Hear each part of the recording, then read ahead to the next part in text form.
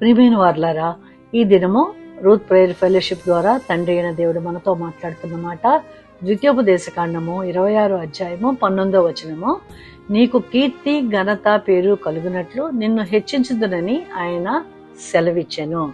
ఈ మాట మనకి దేవుడు 26వ అధ్యాయం ద్వారా మనతో మాట్లాడుతున్నారండి. పాలు తేళ్లు ప్రవహించే దేశంలోకి దేవుడు ఏదో నడిపిస్తానని ఆ దినమున ఇశ్రాయేలీయులకు చెప్పిన మాట ప్రకారము వారు ప్రవేశించిన తర్వాత వాళ్ళ కట్టని ఇళ్లలో వారు నివసించినట్లుగా వాళ్ళు ఆ దేశాన్ని స్వతంత్రించుకున్నారు. అక్కడ పండిన పంటలో 10వ భాగం ఇచ్చినట్లుగాను తల్లిదండ్రులు లేని వారిని ఆదరించమని అలాంటి కట్టడలు కొన్ని ఉన్నాయి. 26వ అధ్యాయం చదవండి.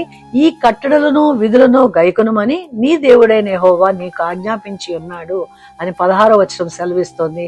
దేవుని చిత్తములో జీవించినట్లయితే మనకు కీర్తి ఘనత పేరు కలుగునట్లుగాను మనల్ని హెచ్చించున్నట్లుగాను తండ్రి అయిన దేవుడు సెలవిస్తున్నారు.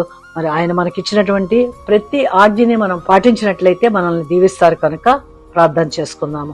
సర్వశక్తిమంతుడు అయిన దేవా తండ్రి, నైనా మాకు కీర్తి ఘనత పేరు కలుగునట్లుగా మమ్మల్ని హెచ్చించమని మీరిచ్చిన ప్రతి ఆజ్ఞను తూచా తప్పకుండా మా జీవితంలో మేము ఆచరించడానికి నిర్ణయించుకొని ఉన్నాం తండ్రి. మమ్మల్ని మా బిడ్డల్ని ఆశీర్వదించమని ఈ దినమంతయు కాచి కాపాడమని యేసు నామములో ప్రార్థిస్తున్నాను తండ్రి. ఆమేన్.